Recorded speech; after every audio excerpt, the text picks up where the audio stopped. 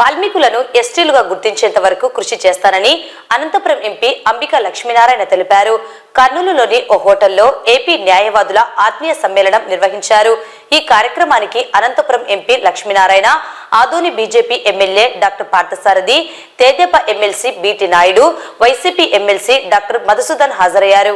ఈ సందర్భంగా ఎంపీ అంబికా లక్ష్మీనారాయణ మాట్లాడుతూ ముఖ్యమంత్రి చంద్రబాబు నాయుడు ఆధ్వర్యంలో రాష్ట్రంలోని వాల్మీకులందరినీ ఎస్టీలుగా గుర్తించేంత వరకు కృషి చేస్తామని తెలిపారు. ఎమ్మెల్సీ బీటీ నాయుడు మాట్లాడుతూ ప్రస్తుతం కూటమి ప్రభుత్వం అధికారంలో ఉన్నందున ముఖ్యమంత్రి, ప్రధానమంత్రి దృష్టికి మరోసారి సమస్యను తీసుకుపోతామని తెలిపారు.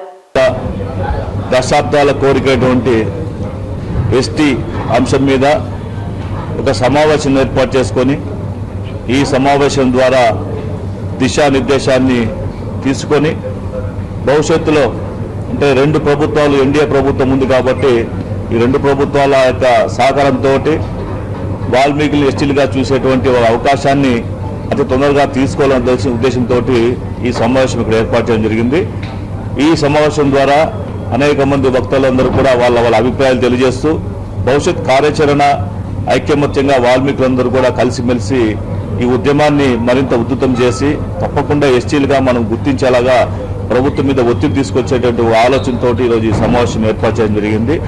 అందరూ కూడా ఈ ఉద్యమానికి నాంది పలికే కోసం ప్రతి ఒక్కరు కూడా సన్నద్ధమై ఖచ్చితంగా వాల్మీకులు ఎస్టీలో కొనసాగించే దిశగా గతంలో ఉన్నటువంటి మా యొక్క ఎస్టీని పునరుద్ధరణ చేసి మమ్మల్ని మా యొక్క హక్కుని కాపాడాలని చెప్పేసి ఈరోజు ప్రభుత్వాన్ని మేమందరూ కూడా ఈరోజు రిక్వెస్ట్ చేసుకుంటున్నాము.